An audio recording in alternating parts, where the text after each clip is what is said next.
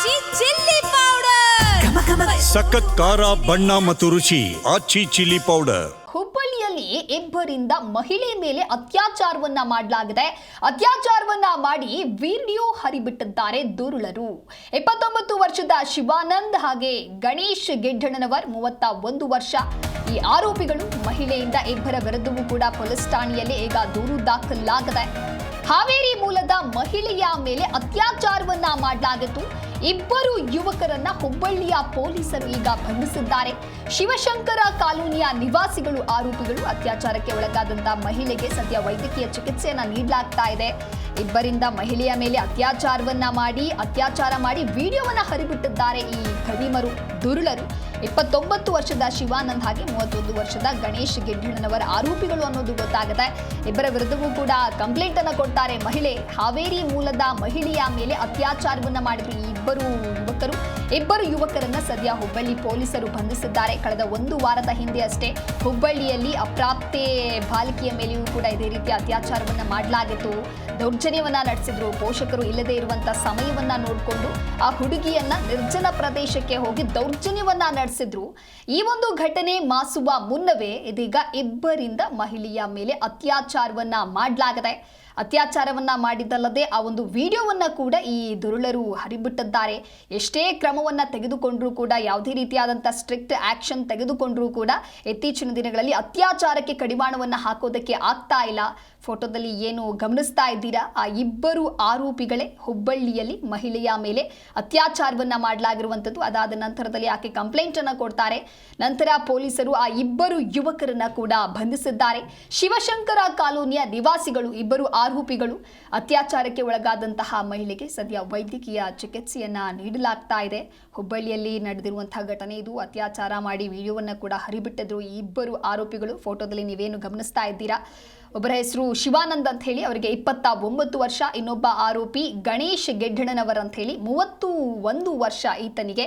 ಇವರಿಬ್ರು ಮಹಿಳೆಯ ಮೇಲೆ ಅತ್ಯಾಚಾರವನ್ನ ಮಾಡಿದ್ರು. ಹಾವೇರಿ ಮೂಲದ ಮಹಿಳೆಯ ಮೇಲೆ ಅತ್ಯಾಚಾರ ಮಾಡಲಾಗಿತ್ತು. ಸದ್ಯ ಪೊಲೀಸರು ಇಬ್ಬರು ಯುವಕರನ್ನ ಕೂಡ ಬಂಧಿಸಿದ್ದಾರೆ.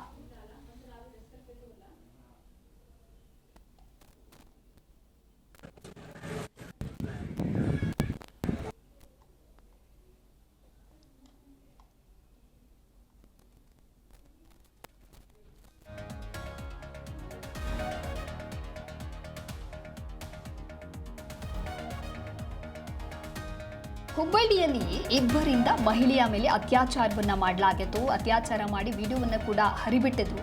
ಇಬ್ಬರು ಆರೋಪಿಗಳನ್ನ ಕೂಡ ಈಗ ಪೊಲೀಸರು ಬಂಧಿಸಿದ್ದಾರೆ. ಮಹಿಳೆ ನಂತರದಲ್ಲಿ ಕಂಪ್ಲೇಂಟ್ ಕೊಡ್ತಾರೆ, ಈ ರೀತಿಯಾಗಿ ಅತ್ಯಾಚಾರವನ್ನ ಮಾಡಿದ್ರು ಅನ್ನುವಂಥ ನಿಟ್ಟಿನಲ್ಲಿ.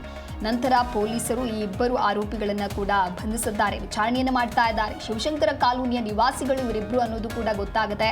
ಅತ್ಯಾಚಾರಕ್ಕೆ ಒಳಗಾದಂತಹ ಮಹಿಳೆಗೆ ಸದ್ಯ ವೈದ್ಯಕೀಯ ಚಿಕಿತ್ಸೆಯನ್ನು ನೀಡಲಾಗ್ತಾ ಇದೆ. ತನಿಖೆ ಮಾಡಿರುವಂತಹ ಸಂದರ್ಭದಲ್ಲಿ ಇದೇ ರೀತಿಯಾಗಿ ಫಸ್ಟಿಂದಲೂ ಕೂಡ ಇವರು ಮಾಡ್ಕೊಂಡು ಬಂದ್ರ ಅಥವಾ ಇದು ಈ ರೀತಿ ಫಸ್ಟ್ ಟೈಮ್ ಮಾಡಿರೋದ ಎಲ್ಲವೂ ಕೂಡ ಹೊರಬೀಳಲಿದೆ ತನಿಖೆಯ ನಂತರದಲ್ಲಿ. ಒಟ್ಟಾರೆಯಾಗಿ ಎಷ್ಟೇ ಕ್ರಮಗಳನ್ನು ತೆಗೆದುಕೊಂಡ್ರೂ ಕೂಡ ದಿನನಿತ್ಯ ನಾವು ನೋಡ್ತಾ ಇದ್ದೀವಿ, ಬೆಳಗಾದ್ರೆ ಬರೀ ಅತ್ಯಾಚಾರದ ಸುದ್ದಿಗಳನ್ನೇ ನಾವು ಹೇಳೋ ರೀತಿ ಆಗಿ ಹೋಗಿದೆ. ಶಿವಾನಂದ್ ಹಾಗೆ ಗಣೇಶ್ ಗೆಡ್ಡಣ್ಣನವರನ್ನೋದಾಗಿ ಇಬ್ಬರು ಆರೋಪಿಗಳು ಕೂಡ ಮಹಿಳೆಯ ಮೇಲೆ ಅತ್ಯಾಚಾರವನ್ನ ಮಾಡಿದ್ದಾರೆ. ನಂತರದಲ್ಲಿ ಕಂಪ್ಲೇಂಟ್ ಅನ್ನು ಕೂಡ ಕೊಡ್ತಾರೆ, ದೂರು ಕೊಡ್ತಾರೆ ಪೊಲೀಸ್ ಠಾಣೆಗೆ ಮಹಿಳೆ ತೆರಳಿ. ನಂತರದಲ್ಲಿ ಇಬ್ಬರನ್ನ ಕೂಡ ಪೊಲೀಸರು ಬಂಧಿಸಿದ್ದಾರೆ. ಇಬ್ಬರು ಆರೋಪಿಗಳು ಎಲ್ಲಿದ್ದಾರೆ ಅನ್ನುವಂತಹ ಒಂದು ಜಾಡನ್ನ ಹಿಡಿದು ಪತ್ತೆ ಹಚ್ಚಿದ್ದಾರೆ. ಸುಮಾರು 11:30 ಗಂಟೆ ಸಮಯದಲ್ಲಿ ನಮ್ಮ ಇಂಡಿ ಪಂಪ್ ಹತ್ತಿರದಲ್ಲಿರುವಂಥ ಒಂದು ಅಂಬೇಡ್ಕರ್ ಗ್ರೌಂಡಲ್ಲಿ ಒಬ್ಬಳು ಮಹಿಳೆ, ಸುಮಾರು 35 ವರ್ಷ ವಯಸ್ಸಿನ ಮಹಿಳೆ ಒಬ್ಬಳು, ಇಬ್ಬರು ವ್ಯಕ್ತಿಗಳು ಆಟೋದಲ್ಲಿ ಕರ್ಕೊಂಡು ಹೋಗ್ಬಿಟ್ಟು ಅವ್ರ ಜೊತೆ ಅನುಚಿತವಾಗಿ ವರ್ತನೆ ಮಾಡಿ ಮತ್ತು ಆಕೆ ಜೊತೆ ದೈಹಿಕ ಸಂಪರ್ಕ ಬೆಳೆಸಿ, ಆಮೇಲೆ ಆಕೆಗೆ ಸ್ವಲ್ಪ ಮದ್ಯಪಾನ ಎಲ್ಲ ಮಾಡಿಸಿ, ಆಮೇಲೆ ಒಂದೆರಡು ವಿಡಿಯೋಗಳನ್ನು ಫೋಟೋಗಳನ್ನು ಮಾಡ್ಕೊತಾರೆ. ನಿನ್ನೆ ಸೂಟ್ ಒಳಗೆ ಕುಂಡ್ರಿ ಸರ್ ಅವ್ರಿಗೆ. ಮತ್ತು ಈ ಥರ ಮಾಡಿದರೆ ಹಿರಿಯರ್ಗೆ ಹಿಂಗೆ ಮಾಡಿದರೆ ಮತ್ತು ನಮ್ಮ ಸಮಾಜ ಸುಧಾರಣೆ ಹೆಂಗೆ ಮಾಡ್ಬೇಕ್ರಿ ನಾವು? ನಮ್ಮ ಸಮಾಜದ ಸ್ವಲ್ಪ ಹೆದರಿಕೆ ಅನ್ನೋದು ಇರಬೇಕಲ್ಲ ಜನಕ್ಕೆ. ಮತ್ತು ನಮ್ಮ ಸಮಾಜ ಟೈಟ್ ಮಾಡಬೇಕಾದ್ರೆ ಇವರು ಕಾನೂನದವ್ರು ನಮ್ಗೆ ಒಂದು ಇದು ರಕ್ಷಣೆ ಕೊಡಬೇಕು. ಇವರು ಕಾನೂನದವರು ನಮಗೆ ತಂದು ಕೇಸ್ ಮಾಡಿ ನಮ್ಮ ಮ್ಯಾಗ ಕುಂಡ್ರಿಸಿದ್ರೆ ನಾವು ಯಾವ ಥರ ನಮ್ಮ ಜಾತಿ ಸಮಾಜ ಸುಧಾರಣೆ ಹೆಂಗೆ ಮಾಡ್ಬೇಕ್ರಿ ನಾವು ಪ್ರತಿಯೊಂದು ವಿಷಯಕ್ಕೂ ನಾವು ಟ್ಯೂಷನ್ಗೆ ಕಳಿಸ್ಬೇಕಾಗತ್ತೆ ಹೆಣ್ಣು ಗಂಡು ವಿಷಯದಲ್ಲಿ ನಮ್ಮ ಸಮಾಜ ಹಿರಿಯರು ಏನು ಅದಾರ ನೋಡ್ರಿ ಅವ್ರಿಗೆ ಬಿಡುಗಡೆ ಆಗ್ಬೇಕು ಸರ್. ಈ ಕುರಿತಂತೆ ಮತ್ತಷ್ಟು ಮಾಹಿತಿಯನ್ನ ನೀಡಲಿದ್ದಾರೆ ನಮ್ಮ ಪ್ರತಿನಿಧಿ ಕಲ್ಮೇಶ್ ಮಂಡ್ಯಾಳ ದೂರವಾಣಿ ಸಂಪರ್ಕದಲ್ಲಿ. ಕಲ್ಮೇಶ್, ಹುಬ್ಬಳ್ಳಿಯಲ್ಲಿ ಇಬ್ಬರಿಂದ ಮಹಿಳೆ ಮೇಲೆ ಅತ್ಯಾಚಾರವನ್ನ ಮಾಡಲಾಗಿದೆ ಅಂತ ಹೇಳಿದ್ರೆ ಈ ಇಬ್ಬರು ಆರೋಪಿಗಳು ಯಾರು, ಅವರ ಹಿನ್ನೆಲೆ ಏನು, ಜೊತೆಗೆ ಪೊಲೀಸರು ಈ ಆರೋಪಿಗಳನ್ನ ಹೇಗೆ ಬಂಧಿಸಿದ್ರು? ಠಾಣೆ ವ್ಯಾಪ್ತಿಯಲ್ಲಿ ನಡೆದಂತ ಪ್ರಕರಣ ಇದು. ಹುಬ್ಬಳ್ಳಿಯ 3000 ಮಠದಲ್ಲಿ ಊರ ಮಹಿಳೆ ಬರ್ತಾಳೆ. ಆ ಗಂಡನ ಜೊತೆ ಜಗಳ ಮಾಡಿಕೊಂಡು ಮಹಿಳೆ ಅಲ್ಲಿ ಇರುವಾಗ ಆ ಮಹಿಳೆಯನ್ನ ಈ ಇಬ್ಬರು 4 ಯುವಕರು ಆ ಮಹಿಳೆಯನ್ನು ಕರೆದುಕೊಂಡು ನಿರ್ಜನ ಪ್ರದೇಶಕ್ಕೆ ಕರ್ಕೊಂಡು ಅತ್ಯಾಚಾರ ಮಾಡ್ತಾರೆ, ಲೈಂಗಿಕ ಕಿರುಕುಳ ಕೊಡ್ತಾರೆ. ಈ ಒಂದು ಮಾಹಿತಿಯನ್ನ ಆಧರಿಸಿದಂತ ಕೆಲ ಯುವಕ ಅದನ್ನ ಹಳೆ ಹುಬ್ಬಳ್ಳಿ ಪೊಲೀಸ್ ಠಾಣೆ ವ್ಯಾಪ್ತಿಯ ಶಿವಶಂಕರ ಕಾಲೋನಿಯ ಚಿಕ್ಕಲಗರ ಸಮುದಾಯಕ್ಕೆ ಸೇರಿದಂತ ಯುವಕರು ಇವರು. ಈ ಸಂದರ್ಭದಲ್ಲಿ ಆ ಹುಡುಗರನ್ನ ಏನು ರೇಪ್ ಮಾಡ್ತಾರೆ. ಕೊನೆಗೆ ಹಿರಿಯರು ಕೂಡಿಕೊಂಡು ಆ ಬುದ್ಧಿ ಹೇಳಿಕೊಂಡು ಆ ಹುಡುಗರ ಸ್ವತಃ ಆ ಚಿಕ್ಕಲಗರ ಸಮಾಜ ಹಿರಿಯರೇ ಒಂದು ಪೊಲೀಸ್ ಠಾಣೆಗೆ ಕೊಡ್ತಾರೆ.